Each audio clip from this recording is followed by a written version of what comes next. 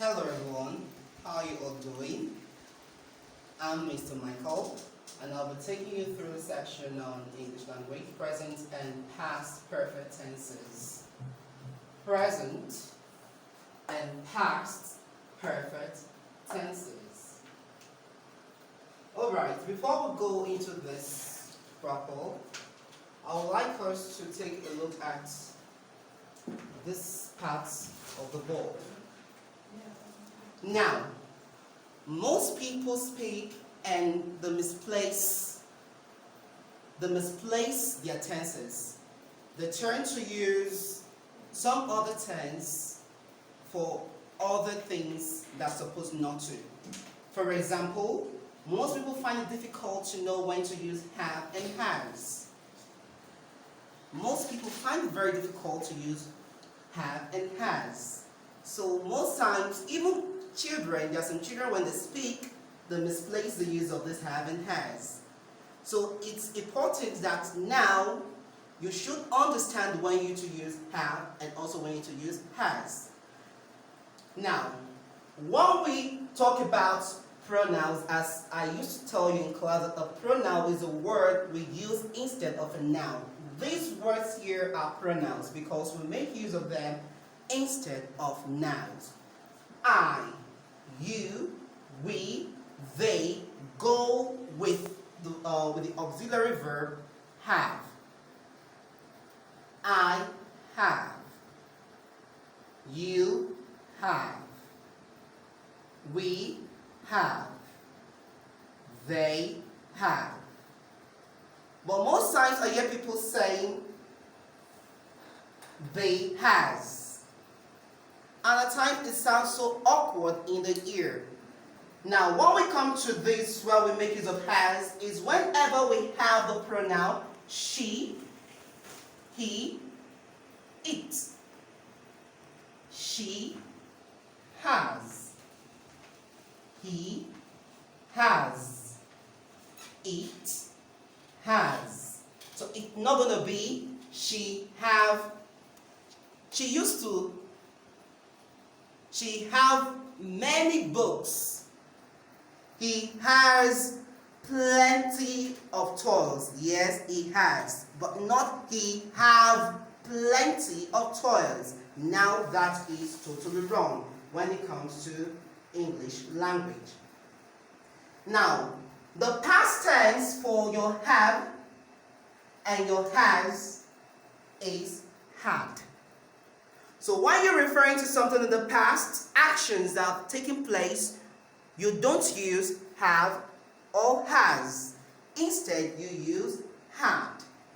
I had, you had, we had, they had, she had, he had, it had. So this is the past tense for the present tense of have and has. Now, let's go back to what we have on the board here. Present and past perfect tenses. When we talk about present tenses, we're looking at an event that is taking place at the moment. And past tense, we're looking at events that have taken place before the time you're in. Past. Most times, even time tells when something happens in the past. For example, you had your breakfast at 8, and now you're in the afternoon now. Take for example, the time now is 2 p.m. and you want to tell your friend the time you had your breakfast. I had my breakfast at 8 a.m. You would say I has my breakfast at 8 a.m. You would say I had, past tense. It tells you that that event did not take place at that point in time. It took place earlier before that time, so it's already in the past. Even though it's on same day, but the time I differentiated it from the time you are in. So that makes it past. Had, not have. Had. She had her breakfast at 8 a.m. He had. They had. and not have or has. Now, why do we say present perfect tense? The present perfect tense says that an action, what you're doing is an action. You're sleeping is an action. You're eating is an action. Whatever you are doing, as far as you're engaging yourself in some activity or the other, is an action. So now, the present perfect tense says that an action was completed at a time before the present. I ate my breakfast at 8 a.m. An action was completed. My breakfast was done at 8 a.m. at a time before the present. Now, the time is 2 p.m.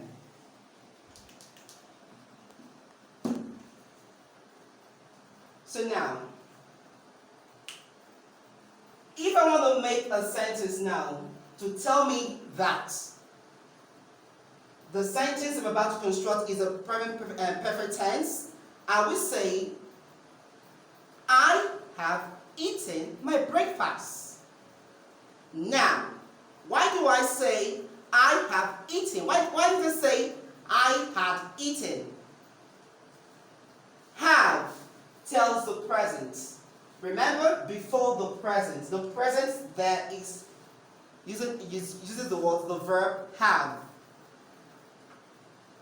I have. What's the past tense there? Eaten. It has been done.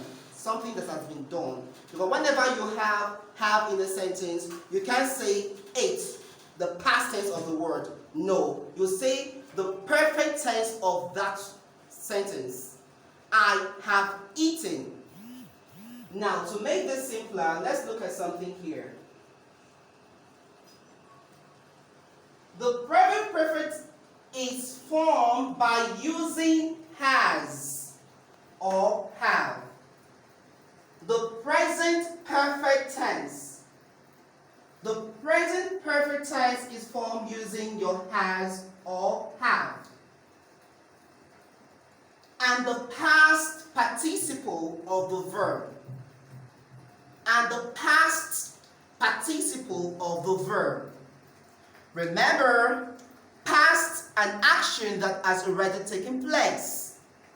The past participle of the verb together with the present gives you the present perfect tense.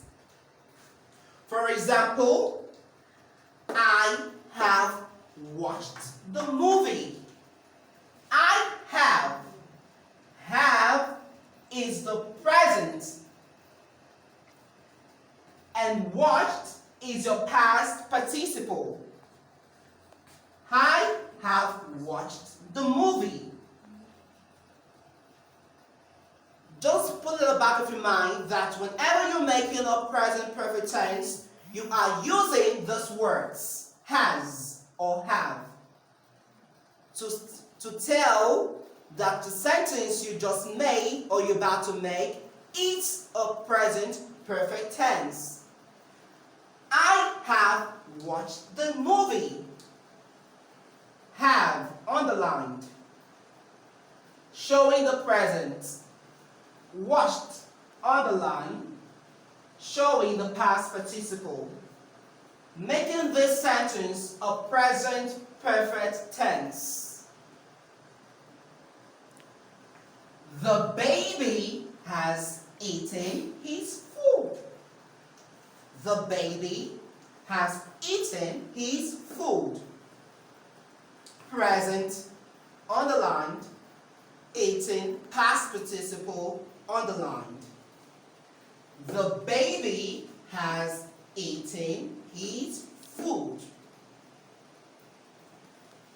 The children have washed their dishes. The children have washed their dishes. Have, present. washed, past participle. Now, like I told you earlier, that whenever you have to take note of when you're to use your have and your has. Now, I'm able to use my has here because I'm referring to just a baby. The baby has. I cannot say the baby have. But most times, as kids, we make mistakes and we say the baby have. It's not correct.